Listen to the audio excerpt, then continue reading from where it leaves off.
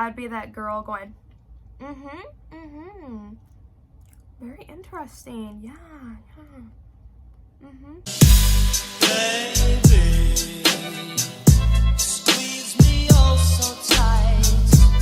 Baby, squeeze me. Hello my darlings, my name is Ashley and welcome back to my channel. As you probably saw from the title of this video, I found 12 very strict dating rules from the 1930s. I literally just came up with this video idea 20 minutes ago when I was late night Google searching. Yeah, you know how you guys may have like shower thoughts? Well, I have bedtime thoughts. Usually when I'm trying to go to bed is when I come up with all of my video ideas or business ideas for future projects, and it gets kind of annoying because I literally can't sleep. So this is why I'm filming right now, because I can't sleep. Mentally namaste yourself, women of the world, because what you're about to hear is gonna get you a little salty. So let's grab our tea, get into our vintage nightgowns, and enjoy the video.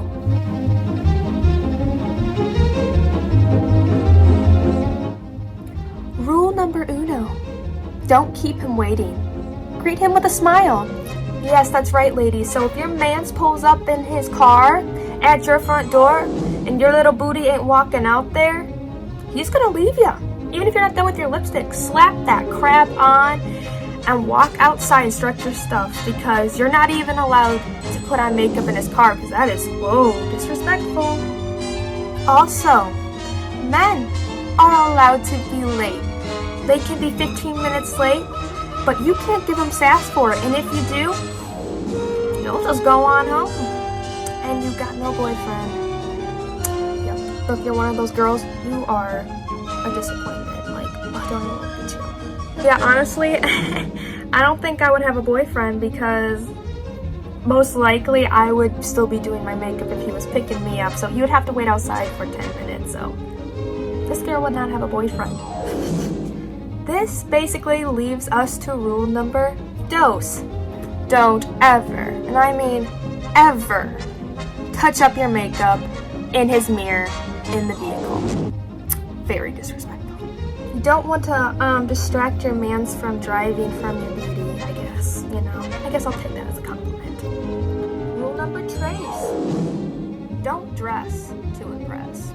Usually for dates now, you want to get into that cute little black dress, do your makeup all cute, and put some pearls in your hair and curl it, and you're out the door. Well, not in this case. Basically, you don't want to look better than your man's, because it makes him look poorer than you. Honestly, it's kind of sad to think about, so I'm happy. And these days, we all just dress up fancy for each other, and we don't have to worry about those financial classes. Alrighty, we are down to rule number 4. Don't talk about clothes or fashion to your man at the dinner table or anywhere.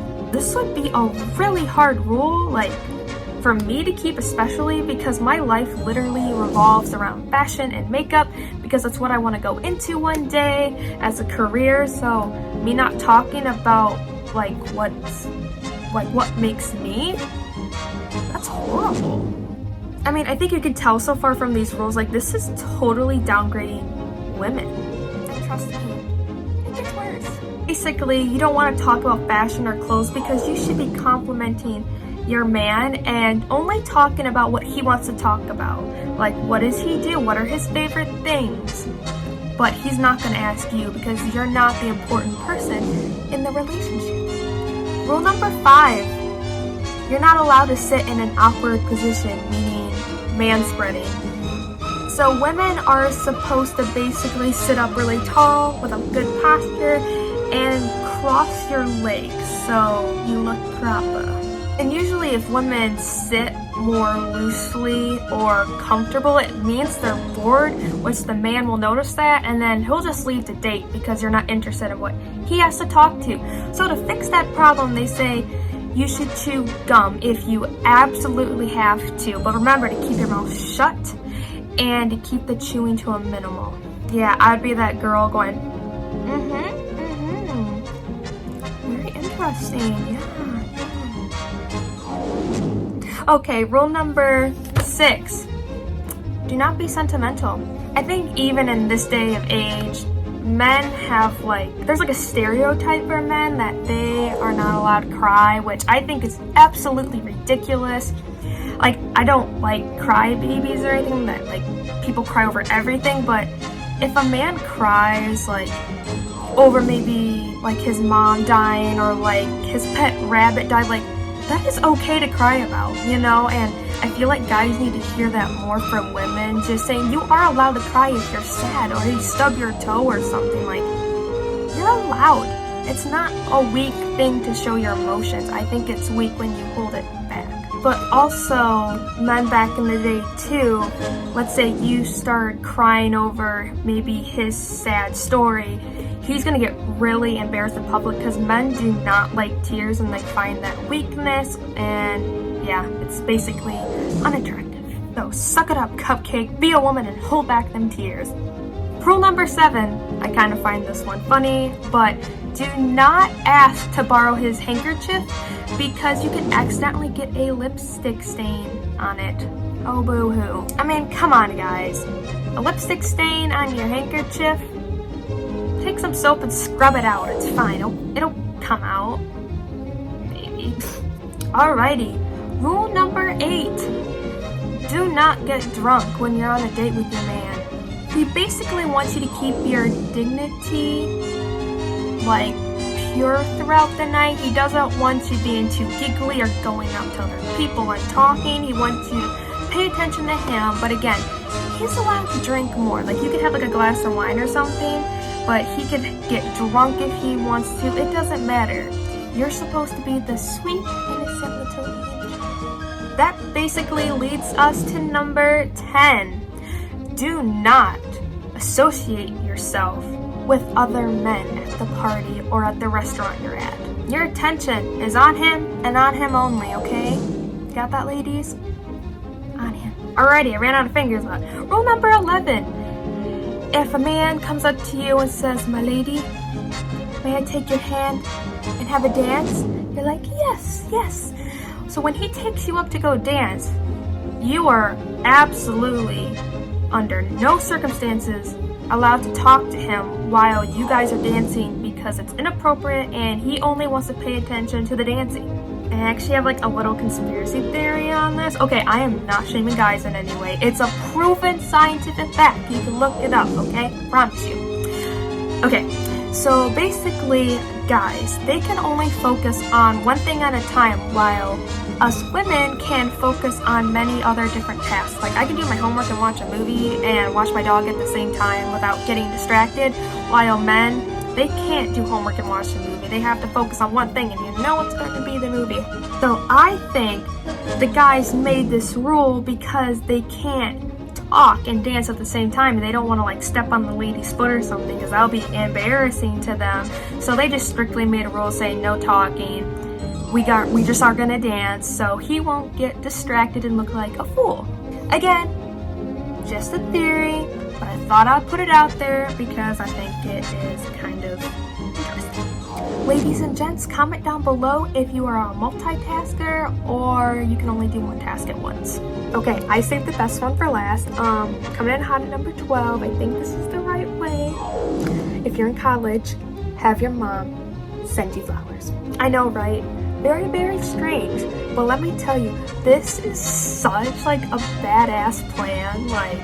It's savage, honestly savage. So basically, if men see you getting flowers from other men, they're gonna be like, "Whoa, that chick's hot. I gotta go out there because she's the cool one because she has 3 bouquets of flowers." Whoa.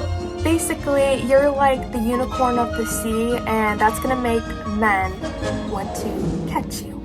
So ladies, if you have your eye on a man and he hasn't really noticed you yet, maybe ask your mom to send you some flowers throughout the week, and maybe that'll get their attention.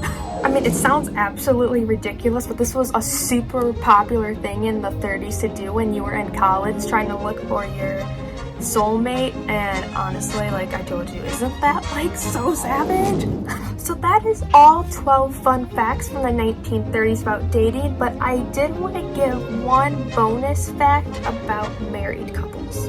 Basically, anytime before 1937, adultery had to be played in order to get a divorce. Even if your husband hit you or physically abused you, mentally abused you, it didn't matter. You literally had to somehow get proof, like pictures of him doing it with another girl, basically. People went as far as hiring fake adulterers to have sex with their husbands to get proof to get a divorce or even commit suicide. I didn't mean to go down the dark path, but I thought it was really, really interesting. But even after 1937, it was still pretty difficult to get a divorce. It was definitely like more open. It just was super expensive, and still people would commit suicide over it because they could not afford the cost of a divorce. So anyway, those were my fun facts for the 1930s. If you guys enjoyed it, leave a like so I know, and also please subscribe because I am trying to grow my channel right now so I can create more content for you. But anyway, I hope you guys have a fabulous rest of your night, and thank you so much for watching. I love you to the moon and back again. Bye bye.